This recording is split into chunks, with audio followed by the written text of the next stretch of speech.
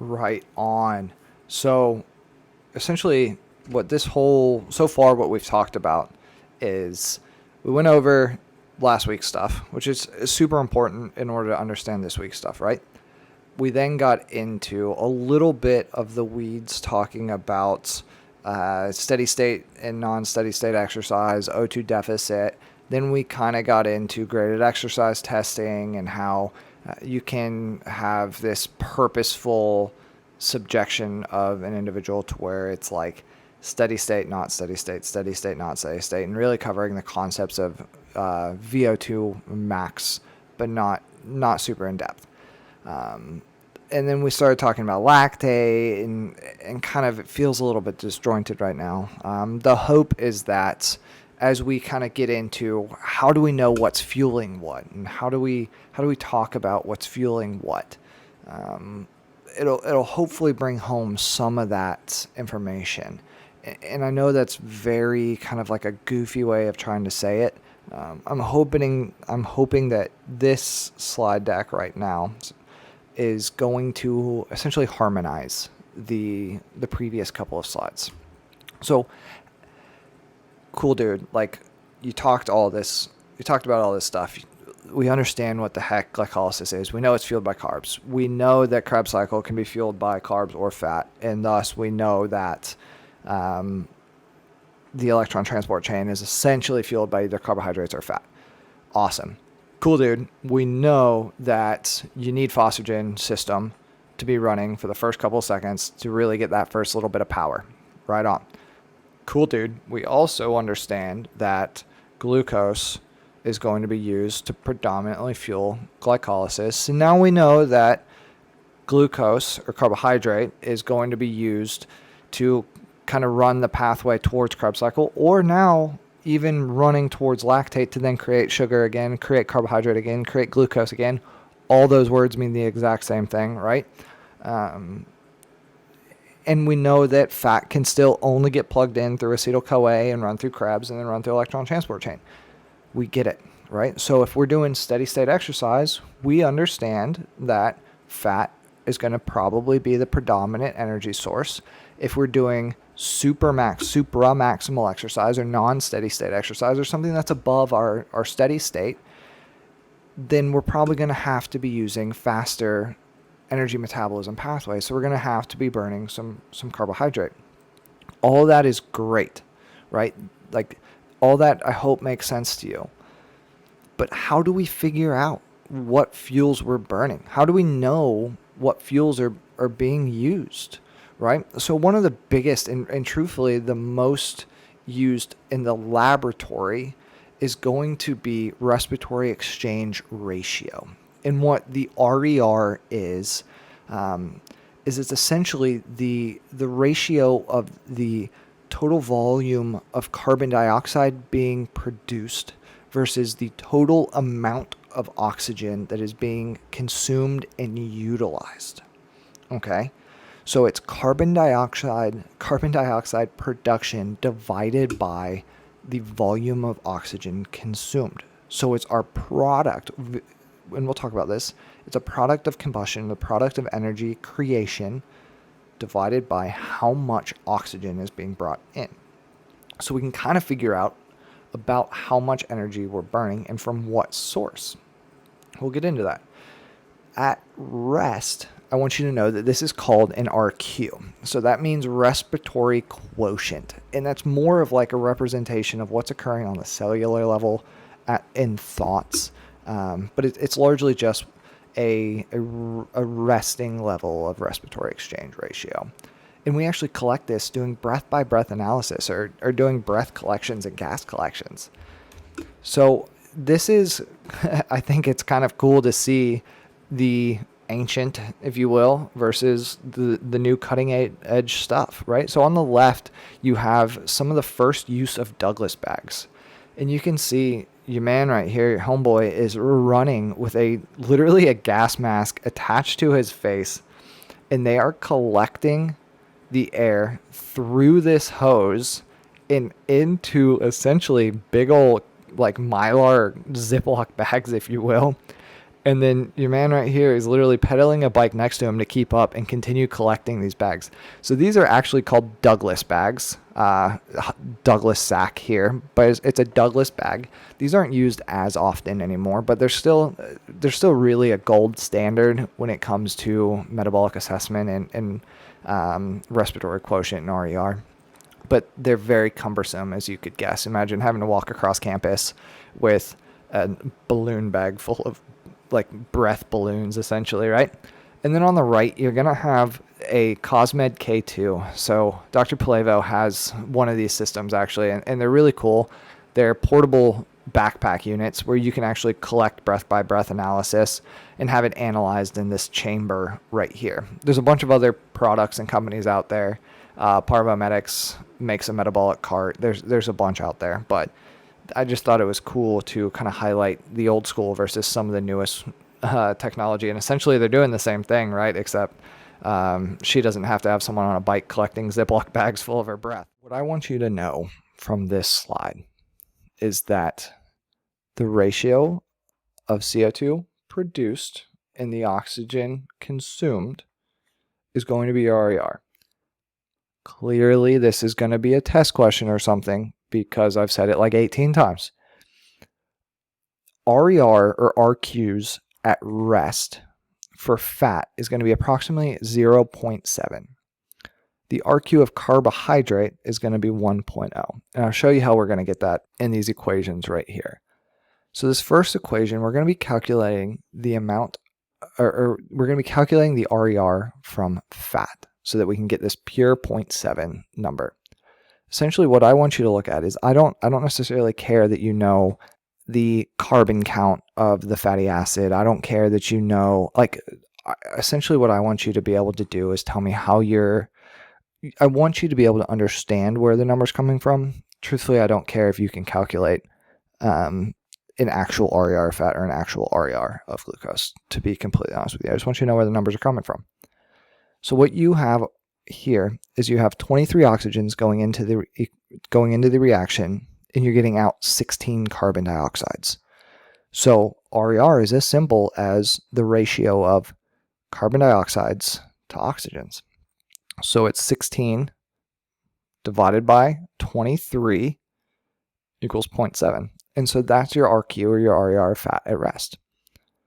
Oxidation of glucose. So now we're trying to figure out what's the RER, what's the RQ of glucose at rest. Again, the same thing here. Again, the same thing here. You're going to be calculating the oxygens to the carbon dioxides. And so that's 6 to 6, which is equal to 1. 6 divided by 6 is equal to 1. So then that means that as you move from burning 100% fat to burning 100% carbs, you're going to have this range of 0.7 to 1.0. You're going to have this range of RER, right? Because you're not just going to be burning solely fat. You're not just going to be burning solely carbohydrate. So it's actually going to span that gap somewhere where it could go 0.72, 0.75, 0.8, 0.9, 1.0. And to be completely honest with you, this number can actually drive significantly higher than 1.0 because our body can produce more carbon dioxide than it can consume oxygen at any point in time. Right on. Cool, dude. I get where the metabolic water is coming from. We haven't talked about CO2 at all. Where is it coming from? Well, if you remember going back to Krebs cycle, you remember that we have a 3-carbon pyruvate that gets converted into a 2-carbon acetyl-CoA. To lose that carbon, you're actually producing a CO2 molecule. So the conversion of pyruvate to acetyl-CoA is actually producing CO2. You produce CO2 through beta oxidation as well. So as you're burning fats to get all the way down to acetyl-CoA, you're creating CO2s. The reaction to go from isocitrate to alpha-ketoglutarate produces another CO2, and then to go from alpha-ketoglutarate to succinyl-CoA produces another CO2. And what you can do is you can track these carbons here so you can visualize where you're losing CO2s, right? 2-carbon acetyl-CoA forms with a 4-carbon oxaloacetate to make a 6-carbon citrate. 1, 2, 3, 4, 5, 6. We then move to isocitrate. 1, 2, 3, 4, 5, 6. Isocitrate, we convert into alpha ketoglutarate. 1, 2, 3, 4, 5. Oh crap, we lost a carbon. Guess that means we produce CO2. Same thing here. Alpha ketoglutarate, 5 carbons. To succinyl-CoA, 4-carbon molecule. We lost another carbon, so we actually created CO2 here. Kind of an interesting side point, but essentially you're producing these CO2s through the combustion of the fat or from the carbohydrate. So that's essentially how we're going to determine fueling, is we're going to be using these RER values to estimate what percentage of fuel during exercise is coming from fat and what percentage of fuel is coming from carbohydrate. Does that make sense? So if you look over here on the left-hand side, this is what I like to refer to as a hypothetical.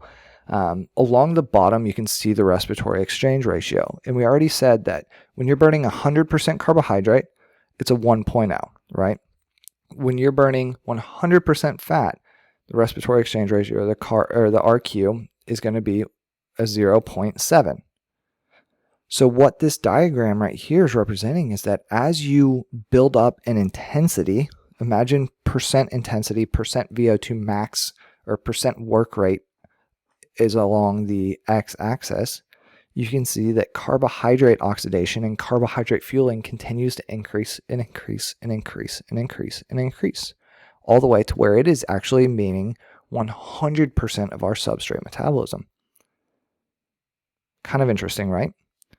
And you can see the complete opposite when it comes to fat metabolism. You can see that at a very low intensity, at about a 0% intensity or a full rest, we're burning 100% fat. Remember in the previous slides where I talked about at rest, we are almost exclusively providing energy via aerobic metabolism. Here's your answer. Here's how we're doing it. We're not using carbohydrate to fuel our energy needs when we're at rest, right? You can see that here. You can see it. Here, we're not burning any carbohydrates because we're at rest. We're actually burning 100% fat, and that's why our RER or RQ is equal to about 0.7. As you increase in intensity in exercise, remember that first couple of minutes where intensity is going to be the absolute highest, if we're sprinting, if we're doing whatever, or we're in that O2 deficit, we're not in aerobic metabolism, so we're not able to burn fats whatsoever. So 100% of our energy during those times where we're not able to be using aerobic metabolism is going to be coming from carbohydrate. Does that make sense? So as we're progressing, we can actually see these changes. We can see how we're going to be decreasing the amount of fat that we're using as intensity starts to pick up. And we can see how we're going to be manipulating these carbohydrate and fat variables as we're doing prolonged exercise. Now just imagine if you are adjusting your diet, how much that would change this. It's kind of an interesting concept, right? If you move over to the right-hand side, this is what I like to say is more of a realistic looking view because it's not perfectly straight lines, right? Our bodies never does anything perfect. It's always a stressor and then a response, and a stressor and then a response, and a stressor and then we never nail everything perfect the whole way through.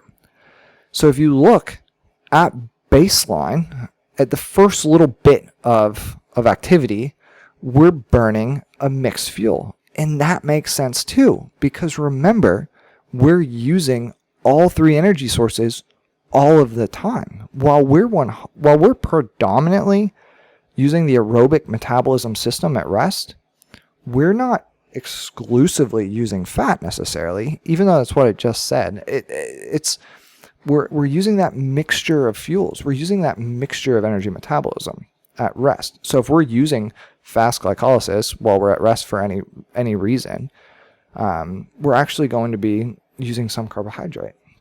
right? The human body in the real life versus the hypothetical looks more like this. So you can see that fat is going to be decreasing. Fat utilization is going to be decreasing as the intensity of exercise, as the percent of VO2 max or V.O2 max or VO2 peak is going to be increasing. So as we're moving it towards an unsustainable rate of exercise, the contribution of energy from fat is going to be reduced. And we measure that by measuring gases in our breath, or measuring the exhalation of CO2 and the inhalation of oxygen. Same thing with this carbohydrate. We can track that line so that we can actually see how are we fueling the energy systems. If we know what the energy systems are that are going on during exercise at various points of exercise or various intensities, then we should be able to essentially estimate or guess what's going to be the predominant energy source, right? It kind of makes sense. So let's think about this in practice, right? We're talking about practice. Marshawn Lynch for anyone. Anyways, what does this look like? So let's say you're working with an individual that has recently started on a ketogenic diet. So they've recently restricted all carbohydrates in their diet, pretty much all carbohydrates in their diet, and they've been eating a very high-fat diet. Well, a common occurrence whenever someone recently switches to a ketogenic diet is that they start losing that kind of top gear. They start losing fifth gear. They can't push as hard, or their top speed's just not quite there. Explain this to me. This is a great test. Both of these are great test questions. Explain why you think this might be based on your knowledge at this point. Well, if we're looking here, we can see that we can actually manipulate these lines, or we could guess that we could actually manipulate these lines by what we're feeding an individual. If we reduce carbohydrate in the diet, what's going to happen to this blue line? If we're not producing, or if we're not giving a system carbohydrate, this line is going to decrease, right? Like we're actually going to take and drop this line down, and then we're going to push this green line over to the right. And our cross point's actually going to be somewhere over here, right? So we're actually going to start burning more and more fat at higher and higher intensities the longer we're on a ketogenic diet and the more we train with a ketogenic diet. But it explains why they're not able to get that little bit of extra kick. And that's because they're missing some of that ability to produce that fast-hitting, fast glycolytic energy. They've got lactate that can become glucose, but they don't necessarily have glucose from the diet to run through glycolysis. Does that make sense? That second bullet point, let's say that you're a sports scientist working with an athlete. After coming back from an injury, that athlete notices, or you as a sports scientist notice that the crossover point is pushed to the left. Let's say you're working in the lab with them. What do you expect to happen? And so just to highlight this, what I mean when I say crossover point is I mean the intersection between fat and carbohydrate metabolism. So the point at which carbohydrate metabolism takes over as the predominant energy source and where fat metabolism drops off. So if we actually change this crossover point and push this further left, what do you think is going to happen? What do you think that means?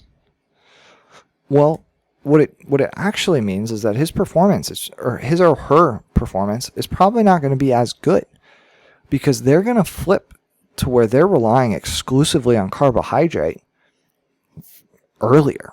So they're not going to have as much substrate as possible to fuel their aerobic metabolism. Remember, carbohydrate can be stored in small amounts, but fat is virtually limitless in storage.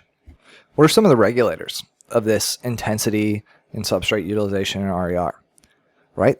So we've talked about this loosely on a couple of other topics, and I kind of want to bring it all home for you. So one, fiber type recruitment. If we know that type 2 fibers, like we talked about in the last lecture, type 2 fibers have a higher affinity to create lactate than type 1 fibers. And we're working type 2 fibers almost exclusively. And so type 2 fibers are your fast twitch fibers. These are your muscles that are used for sprinting, for lifting weights, that type of stuff. They're not necessarily your muscles that are used for running a marathon. So think type 1 marathon, type 2 power, if you will. Those power muscles, those type 2 muscles, are going to create more lactate. And they're going to be higher energy, and they're going to need energy faster. So they're actually going to be more glycolytic. So they're going to require more glucose than they are fat. Epinephrine and norepinephrine are going to adjust everything. So they're going to control how much NADH is reaching the mitochondria, like we talked about. They're going to control kind of how stimulated the body is, and they're going to control kind of how stressed the body is feeling. Diet, we just kind of talked about on the last slide. And then training status. The more you train an individual, the further to the right you're actually going to push this line. So the further to the right you're going to push their VO2 max, which means the more fit they're going to be. You're going to increase. Pushing a graph to the right means you're going to increase it usually. It means that you're going to increase the VO2 max. It means that you're going to increase the point at which the crossover occurs. So theoretically, you're pushing their potentially their lactate threshold, potentially their point at which their anaerobic systems take over, further to the right. So you're going to be delaying fatigue by making an individual fitter, if that makes sense. So let's talk exercise duration and fuel selection. I really shouldn't have to explain at this point what's going on with exercise duration and fuel selection, because the goal is that you could probably guess at this point. If you've watched the video lectures up to here, then you should probably be able to guess what's going to happen with exercise duration and fuel selection, right? If we know that we go for a long distance at a submaximal exercise intensity, so we're able to actually sustain a work rate for a long period of time, then we know that we're going to be predominantly using the aerobic metabolism system. Okay? If we're predominantly using the aerobic metabolism system, or the aerobic energy system, we're going to actually rely on fats quite a bit more than we are carbohydrates. One of the big reasons is that we actually have a greater storage capacity for fats, and so our body's going to try to use those fats first. Another big thing is that we really want to be able to get away from the lion, or 1-2 KO the lion, right? Like we need to be able to fight or flight. Those carbohydrates that our body stores represent a quick hitting energy source. They represent the ability to create energy fast. And our body needs to preserve that energy. Our body needs to hold on to that level of energy. Think about it like this. Carbohydrates in the system, stored carbohydrates in the system, are going to represent matchsticks. And the more you burn that matchstick, the lower and lower you're going to drive your potential for a spark. So the lower the less impressive your final kick is going to be, the less impressive your ability to get away from the lion when you're tired is going to be. But if you can rely on fat more during these longer, lower intensity exercises, then let's say you're running to stay away from the lion, and then all of a sudden the lion's buddy comes up and is like right on top of you. You need to have the energy to fight that lion right there, right? So that's called glucose sparing, and that's a really important concept, and that's kind of one of the reasons why we rely on fat so much during these low intensity exercises. And also, when you're exercising at certain levels, you're going to be accelerating fat metabolism, and that all makes sense. So we're going to actually be catalyzing the breakdown of triglycerides, which we've talked about. Remember, glycerol backbone and 3 fatty acids. And we're going to be activating these lipases, or these enzymes designed to break down fats. And as we exercise, we're going to drive the signals of our body down that say, hey, we're full, such as insulin, or hey, we have a ton of energy, such as insulin, and we're going to start trying to use our fats to fuel our exercise. Here, I kind of got into this a little bit 2 seconds ago, but essentially there's 2 primary storage forms of glucose in the body. You're going to have liver and you're going to have glycogen. you're going to have liver, and you're going to have muscle. You're also going to have blood glucose. So you still have a little bit of sugar floating around in your body, but it's not much. It's a couple of tablespoons worth of sugar, whereas you can store quite a bit more inside of your muscle and inside of your liver. That glycogen is going to serve as a direct energy source. So whether it's coming from the muscle or it's coming from the liver, you can burn it pretty freaking quick, right? It's there, it's a matchstick, it's ready to go. Even though you have to convert liver glycogen, or you have to shuttle liver glycogen around the body, it's still a pretty quick process. Both of them can be used quite a bit for energy. We just want to try to delay it a little bit. We want to try to conserve or preserve that muscle glycogen and that blood glucose as long as we can.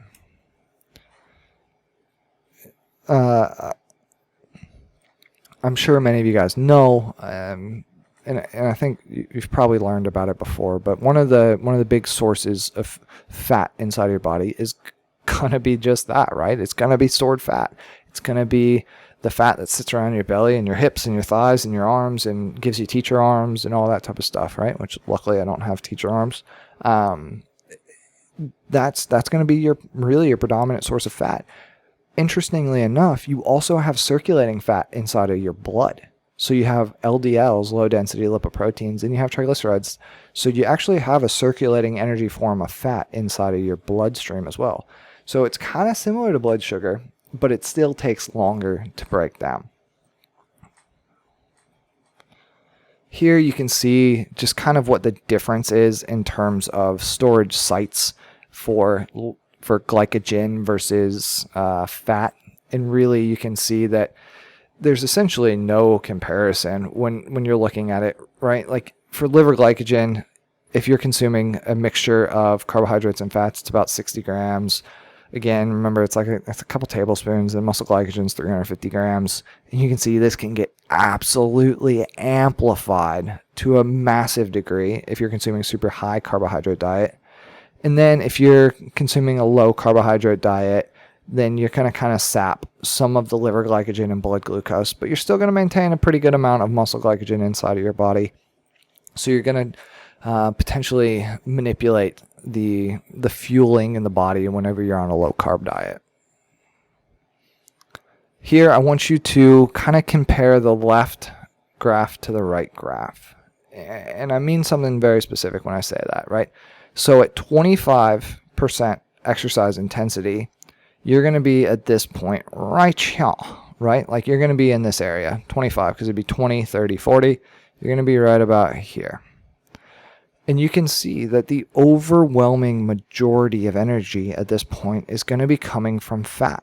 So purple is muscle triglycerides, so that's fat that's actually inside of the blood, or inside of the muscle. You're going to have free fatty acids, so you're going to have fat that's already been, it's ready to be broken down. You're going to have glucose, and you're going to have muscle glycogen. As you increase in that intensity, you're going to see that the contribution from fat drops, and you're going to see that the contribution from carbohydrate increases. So you're looking at the exact same thing as you are over here. The major difference is, here we're looking at sources. So where here it's global, here we're looking at the actual sources of the carbohydrates and the sources of the fat. Same exact thing, same thing here. It's just giving you essentially like an area under the curve approach to it. So it's still saying the same thing, but it's showing you that there's increasing amounts. As time goes on, there's increasing amounts of contribution from plasma-free fatty acids. You're decreasing how much is coming from muscle triglyceride. You're actually kind of adjusting and increasing the amounts that's coming from blood glucose, and you're actually sapping the amount that's coming from glycogen.